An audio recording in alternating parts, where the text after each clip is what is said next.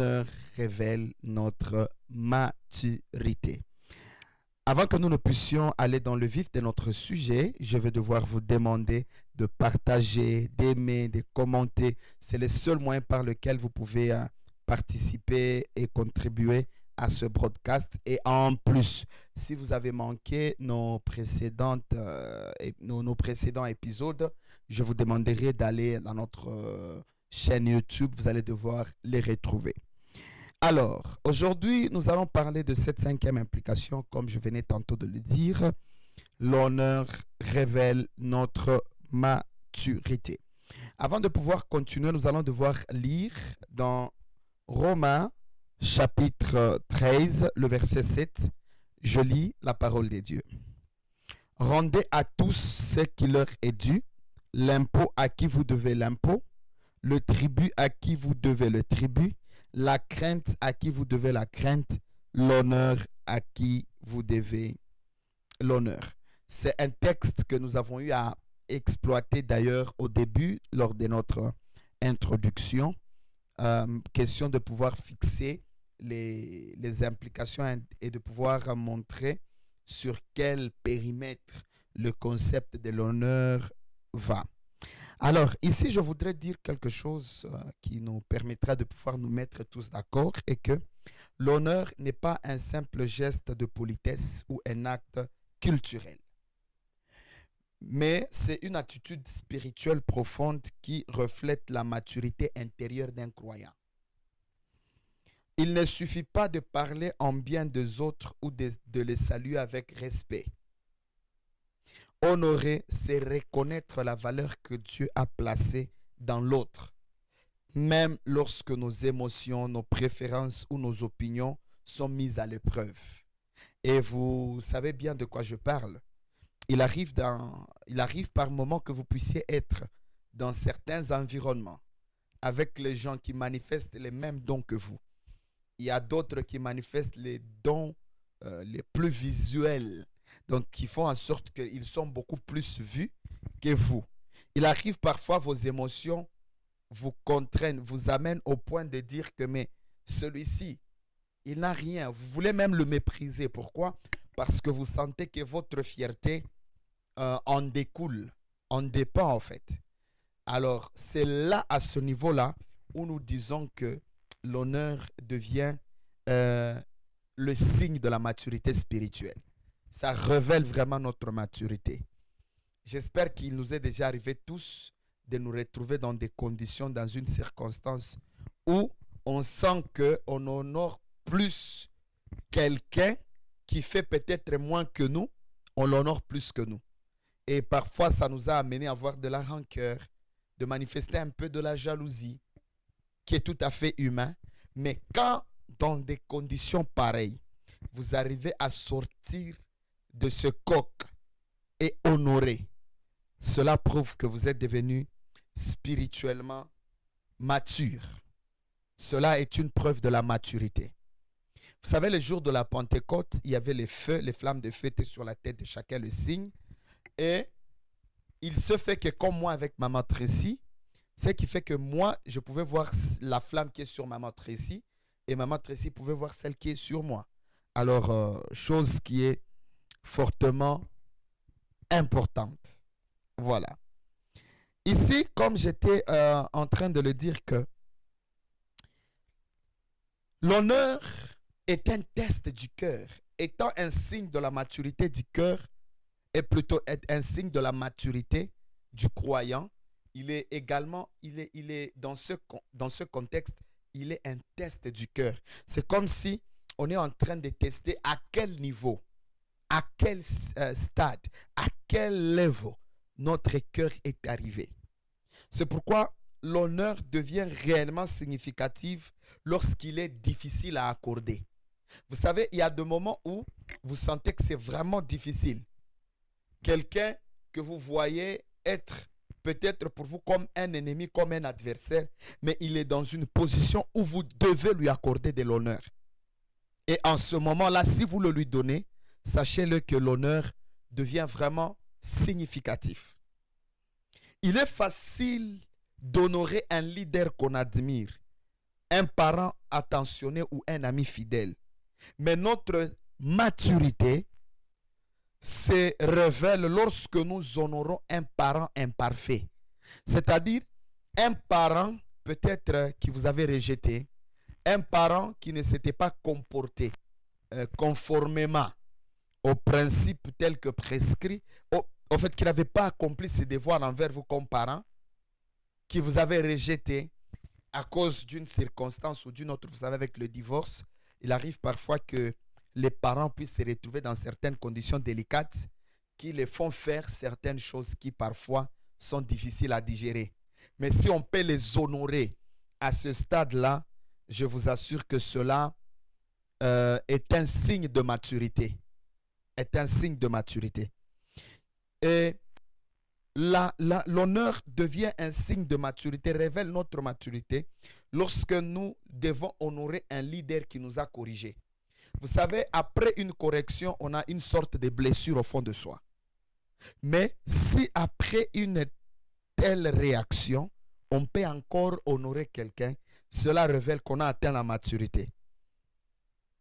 La maturité, c'est lorsque vous devez honorer une autorité que nous ne comprenons pas encore. Vous savez, il peut arriver que dans notre pays ou dans notre juridiction géographique, qu'il y ait quelqu'un qui a un leader, peut-être il n'est pas de notre ethnie, il n'est pas de notre tribu, il n'est pas de ma province. Et si vous arrivez à surpasser toutes ces qualifications et aller jusqu'au point de l'honorer, toutes ses appartenances, et aller jusqu'à l'honorer, cela est un signe de la maturité. Voyez-vous? C'est pourquoi ici, quand je dis que l'honneur est un signe de maturité, ici, je ne parle pas du simple fait d'honorer, mais je parle dans le sens d'honorer lorsque tout ce qui se présente face à vous vous dit le contraire. Voyez-vous? C'est pourquoi vous allez voir Exode 20, 12 dit « Honore ton père et ta mère afin que tu vives longtemps ». Ce commandement ne dépend pas de la qualité des parents, mais de notre obéissance à Dieu. C'est-à-dire, Dieu ne nous demande pas « Vous allez obéir à une telle catégorie de parents et à une autre catégorie, vous ne serez pas obligé d'honorer, non. » Donc, nous sommes obligés. Un autre fait important est que l'honneur révèle notre perception de Dieu lorsqu'on grandit dans notre maturité. Donc, celui qui honore les hommes que Dieu a placés sur son chemin, honore Dieu lui-même. Je répète, celui qui honore les hommes que Dieu a placés sur son chemin, honore Dieu lui-même. Refuser l'honneur aux autorités légitimes revient à rejeter le choix de Dieu. Vous savez, il y a certaines autorités qui sont d'autorités légitimes que Dieu a placées devant vous. Et vous n'avez pas le choix. Vous devez les honorer. C'est ça la maturité. C'est pourquoi dans Romains 13, 1, la Bible dit que toute personne soit soumise aux autorités supérieures. Car il n'y a point d'autorité qui ne vienne de Dieu. Donc, si vous vous retrouvez sous une certaine autorité, vous devez l'honorer parce que toute autorité vient de Dieu. Plus tu grandis spirituellement, plus tu comprends que Dieu agit à travers les hommes, même les plus faillibles. Plus vous grandissez spirituellement, culturellement, plus vous grandissez, vous devenez mature, vous allez comprendre que Dieu utilise les hommes et même les plus faillibles, même ceux qui ont des faiblesses. Ainsi, plus je suis mature, plus tu es mature, plus je peux faire la distinction entre l'homme et la mission, entre l'onction et la personne qu'elle porte. Vous savez, une personne peut avoir plusieurs faiblesses. Une personne peut avoir plusieurs défauts, mais cependant que Dieu le choisit. C'est à ce niveau-là où nous devons atteindre ce cap, ce niveau-là de maturité, où nous devons faire la différence entre l'homme et la mission, entre la personne et l'onction que ce dernier porte. Parce que lorsque nous honorons, nous n'honorons pas la personne, mais nous honorons la mission et nous honorons l'onction. C'est pourquoi vous allez voir que l'honneur est un facteur fondamental qui fait en sorte que même Dieu peut se manifester pleinement dans un lieu parce qu'il a été honoré. Donc, étant un signe de maturité, nous devons apprendre à honorer, quelles que soient les circonstances dans lesquelles nous nous retrouvons.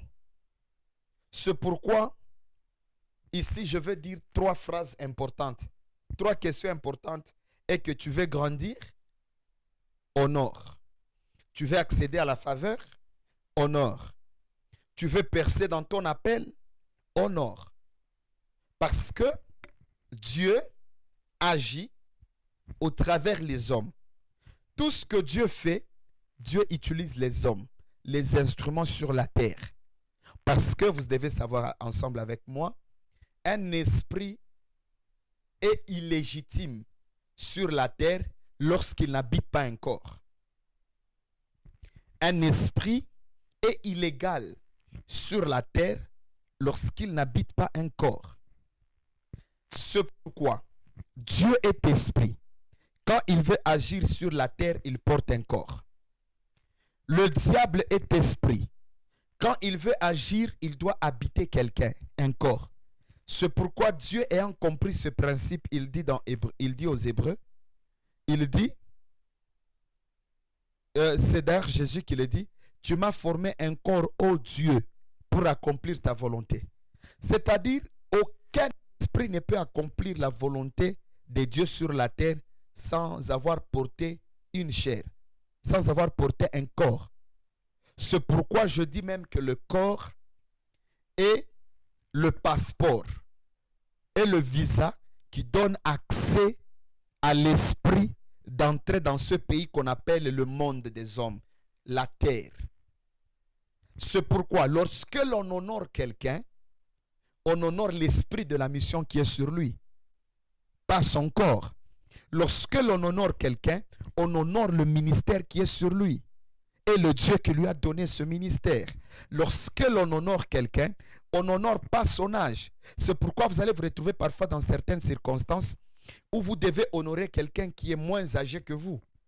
Pas pour son âge, mais pour l'esprit qu'il porte. Pour la mission qu'il porte. Pour le mandat qu'il porte. Pour l'onction qu'il porte. C'est pourquoi un enfant de Dieu, un croyant qui honore, il fait preuve de sa maturité spirituelle. Un enfant de Dieu qui honore, il fait preuve de sa maturité dans les choses de l'esprit. C'est pourquoi honorer n'est pas une option. Honorer est un choix. Et honorer n'est pas un choix ni une option, mais honorer est une décision. Et ça ne doit pas être attaché à nos émotions. Dieu vous mettra dans certaines circonstances où vous devez honorer quelqu'un qui venait à peine de vous blesser. C'est pourquoi Dieu vous mettra dans certaines circonstances où vous devez honorer quelqu'un qui venait à peine de vous faire du mal. Pourquoi? Parce que l'honneur n'a rien à voir avec ce que vous donnez ou avec ce que la personne vous donne, mais l'honneur a tout à voir avec la position, avec le mandat, avec la mission, avec l'esprit que ce dernier. C'est pourquoi vous allez remarquer, j'aimerais le dire aux hommes et aux femmes qui sont dans des couples avec des hommes qui ont certaines responsabilités. C'est pourquoi il faut faire très attention quand vous avez été avec un ami avec qui vous avez étudié, vous étiez des amis, vous faisiez des blagues et que vous vous êtes séparés durant certaines années. Lorsque vous vous retrouvez et que cette personne est une autorité, vous ne pouvez pas traiter cette personne comme votre ami avec qui vous avez été. Mais vous devez traiter cette personne avec le manteau de ses nouvelles responsabilités. Voyez-vous?